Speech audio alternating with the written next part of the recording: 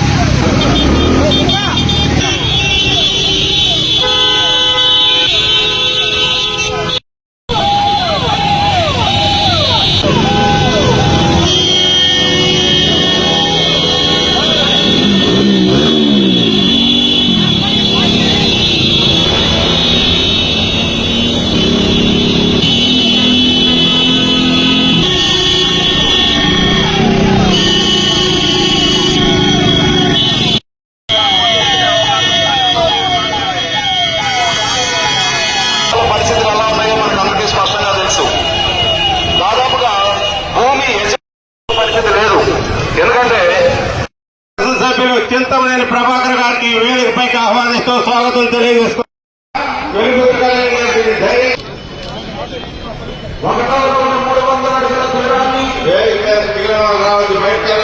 ఆగండి, వేదిక మీద రావద్దు.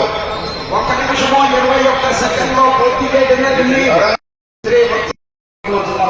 ప్రదర్శనలో ఉన్నాయి.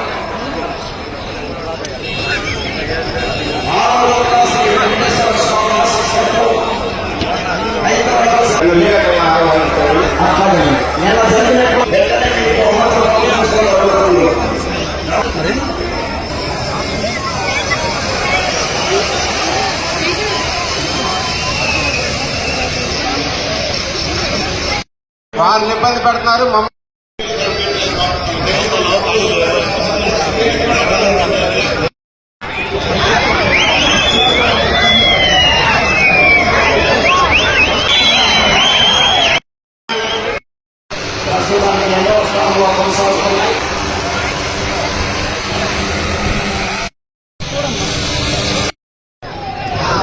ఖాళీ చేయాలండి అందరూ. మాజీ పార్లమెంట్ సభ్యులుగా వారి సేవలు అందిస్తూ ఉన్నారు. ఇప్పుడు రాబో ఎడ్ల జతకి బహుమతిని అందజేయవలసిందిగా మన బెంగళూరు శాసనసభ్యులు గోపాలకృష్ణ గారు తీస్తున్నటువంటి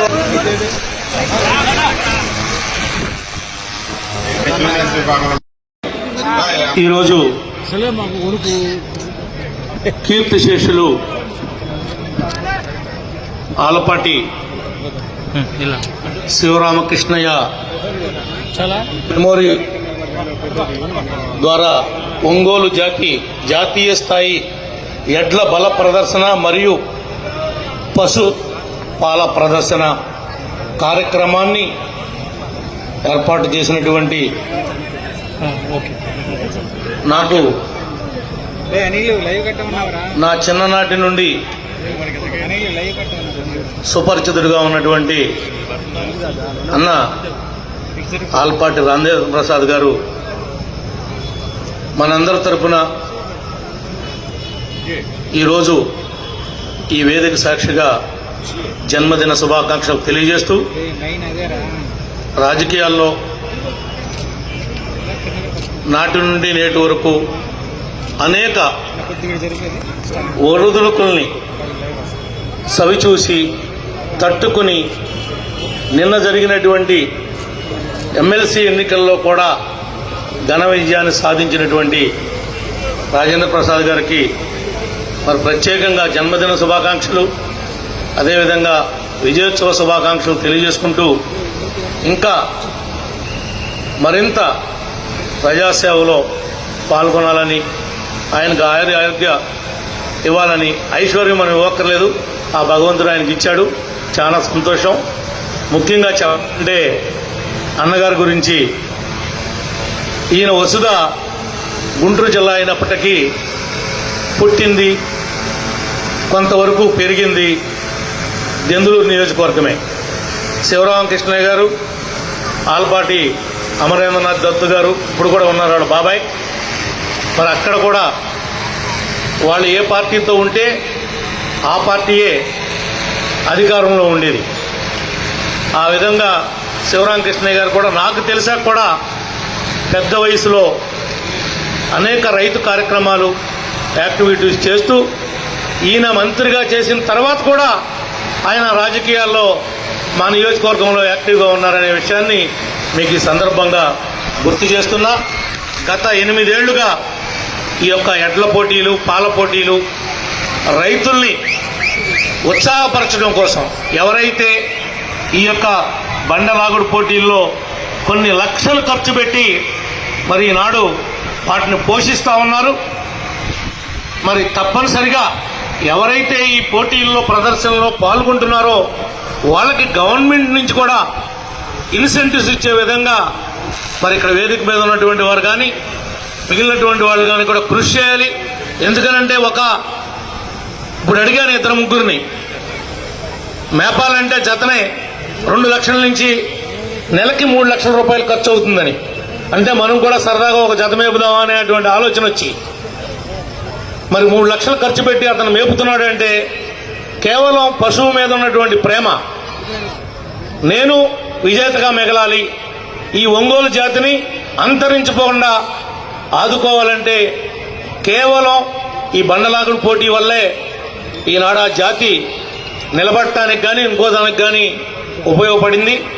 మరి ఆ విధంగా అచ్చెన్నాయుడు గారితో మాట్లాడి రాజేంద్ర ప్రసాద్ గారు బాధ్యత తీసుకుని, ఎందుకంటే దీనిలో మీరు పితామహులు 8 సంవత్సరాలుగా ఈ పోటీలు నిర్వహిస్తున్నటువంటి మీరు దానికి ప్రాతినిధ్యం వహించి గవర్నమెంట్ దృష్టికి కూడా తీసుకువెళ్ళి మనము వీళ్ళకి ఎందుకు సాయం చేయకూడదు, ఇదేమీ వేరే కార్యక్రమం కాదు, వాటికి కావాల్సినటువంటి కానీ ఎండుగడ్డు కానీ ఉలవలు కానీ ఇంకా ఏమైతే అవసరమో దాంట్లో ఉన్నటువంటి ఈ యొక్క యానిమల్ హస్బెండరీ డిపార్ట్మెంట్లో కొంత శాతాన్ని వీళ్ళకి కూడా కేటాయించి వీళ్ళను కూడా, అంటే తెలంగాణలో మనం ఇవ్వడానికి వీల్లేదు కాబట్టి ఈ ఆంధ్రప్రదేశ్లో ఎవరైతే ఈ పాల పోటీల్లో ఈ యొక్క బండలాగుడు పోటీల్లో ఈ యొక్క జతల్ని మేపుతున్నారో వాళ్ళందరికీ కూడా కొంత ఓతాన్ని ప్రభుత్వం నుంచి కూడా సాయం చేయాల్సినటువంటి ఆవశ్యకత ఉందని చెప్పి తెలియజేసుకుంటూ, మరి మేము ఇంత పెద్ద ఎత్తున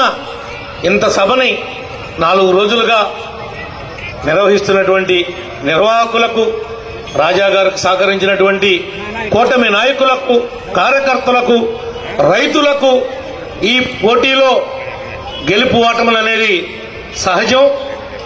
ఈసారి గెలిచినోడు రేపు వాడతాడు, రేపు గెలిచినోడు ఈరోజు వాడతాడు.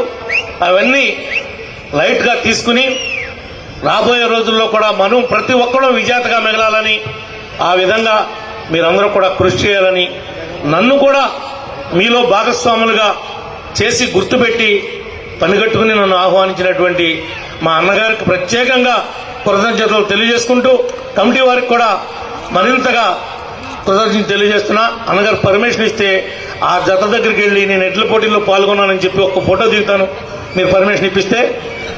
ఎందుకంటే నేను స్కూల్ డే ఫంక్షన్ అనుకోకుండా క్లాష్ అయింది, లేకపోతే నేను ఈ పోటీలు అయ్యి ప్రైజెస్ డిస్ట్రిబ్యూషన్ దాకా ఉండి డిన్నర్ కూడా ఉన్నాయి, ఇక్కడ డిన్నర్ కూడా చేసి వెళ్ళేవాడిని. కానీ మరి నాకు సమయం ఇప్పించాల్సిందిగా కోరుకుంటూ సెలవు తీసుకున్నా.